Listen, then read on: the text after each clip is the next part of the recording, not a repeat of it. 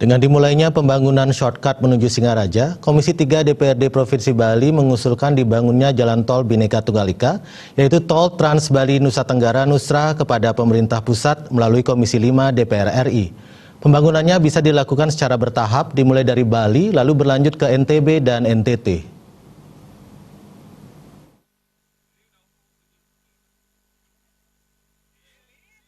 Ketua Komisi 3 DPRD Bali Nengat Tambe mengatakan keberadaan tol dinilai penting khususnya di Bali untuk memudahkan akses barang dan jasa serta pariwisata. Komisi 3 DPRD Provinsi Bali ingin Komisi 5 DPR RI ikut membantu mendorong. Selama ini Bali mengandalkan eksekutif namun tidak pernah ada hasilnya sampai saat ini. Padahal sudah beberapa tahun dibicarakan tentang tol. Menurut Tambe, tol yang semula diusulkan memang tol Gilimanuk Denpasar. Jika dianggap terlalu pendek dan tidak menarik, tol Bhinneka Tunggal Ika atau tol Trans Bali Nusa Tenggara bisa menjadi alternatif baru. Hal ini memudahkan akses pariwisata, barang, dan jasa.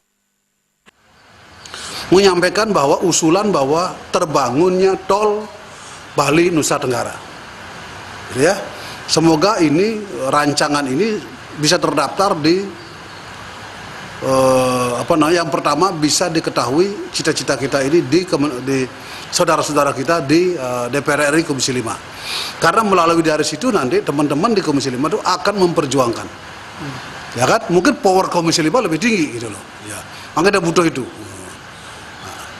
Dan kalau ini bisa tercipta, Bali terutama antara Denpasar Gilimanuk itu saya merasakan Astungkaro, masyarakat sekitar Jembrana, Buleleng, tingkat kesejahteraannya akan bergerak dan ekonomi akan bertumbuh. Politisi Gumi Mangkepung ini menambahkan Bali jangan terlalu bangga dengan perkembangan pariwisata saat ini. Terlebih lagi, dukungan infrastruktur pendukung seperti jalan tol dan bandara di Bali Utara belum juga terwujud hingga sekarang. Pihak ingin segera mungkin tol dibangun demi kesejahteraan masyarakat Bali. Anggara Tanah Bali TV.